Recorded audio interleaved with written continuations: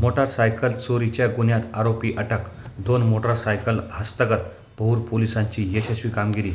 Pahur police स्टेशनला दाखल असलेल्या मोटारसायकल चोरीच्या गुन्ह्याचा तपास सुरू असताना पहूर पोलिसांना मिळालेल्या गोपनीय माहितीच्या आधारावर आकाश सुभाष गुजर वय 28 राहणार नाचनखेडा तालुका जामनेर यास ताब्यात घेण्यात आले असून त्याच्याकडून हिरो फॅशन प्रो व हिरो स्प्लेंडर या 2 मोटारसायकली हस्तगत करण्यात आलेल्या आहेत.